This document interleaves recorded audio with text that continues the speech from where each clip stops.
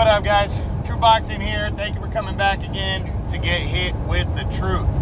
So, coming to you, this video is the boxing news that we've heard within the past week that Gervonta Davis, the undefeated two-division champion right now, he's champion at both 130 and 135, is actually going to move up 10 pounds from his last fight and go for a secondary title, but officially, if he wins, he'll be a three-weight world champion when he takes on the undefeated rising prospect Mario Barrios at 140.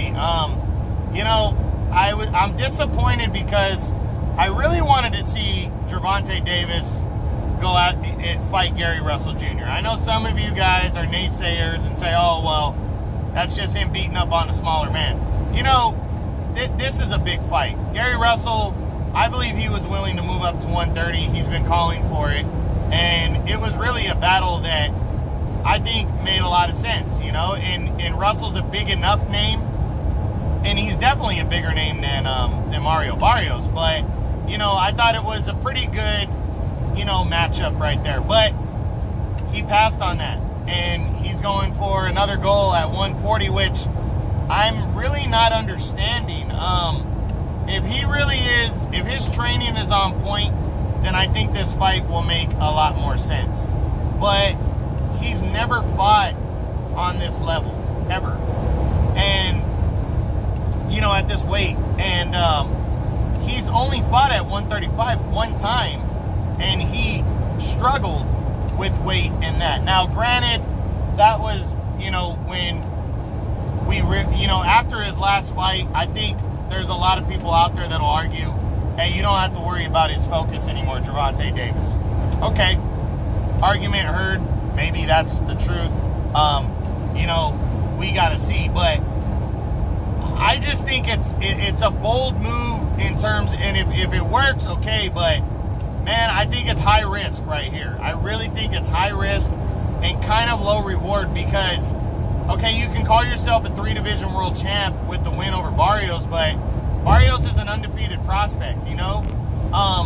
I just think it would have been smarter for Davis to move up to 135 first and really take over that division instead of taking the chance against Barrios, because the thing is Barrios seems like he's a legitimate fighter, and he is a full 140-pounder who throws punches and can hit. So I just think it's a risk for Gervonta Davis. I really do. I mean, obviously he sees something in this fight that he can expose and beat Mario Barrios, and he's going to be the favorite, and I'm okay with that. I think he's going to win, but I would consider Barrios a very live underdog in this fight, and I really wouldn't be surprised whatsoever if Barrios knocks Gervonta Davis out and shows him that he should have stayed down at 135 and worked his way up more.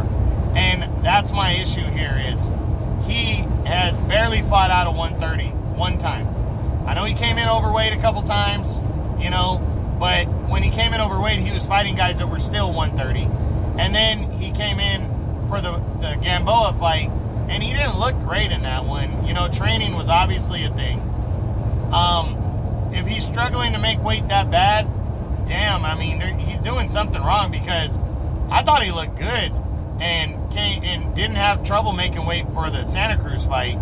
You know, I thought he looked solid, but I guess he wasn't that solid, and I guess, you know, I don't know if weight is just an issue. I'm just caught up on the fact that I think he should have moved up. If he was going to move up in weight, it should have been back to 135, where he's got a world title there too, and worked his way for a year, 2 years at 135, because there's so many good options there, you know, eventually. And once Davis builds his name a little more, he's got that power to grab one of those big name opponents and do a cross-promotional fight and all that shit. And now he's just moving up and taking a big risk against Mario Barrios. And, you know, Mario Barrios, he's got to be looking at this fight like, you know, I got nothing to lose. You know, I'm undefeated. I'm coming in the underdog. I'm the bigger man. And, you know, if I lose, then I lost to a really good fighter, a really great fighter in Gervonta Davis. If I win, you know, my star is born. And that's the risk that Davis, what's Davis get if he wins? A 3-division world champ, okay, a secondary champion though. I mean, nobody cares about the regular belt.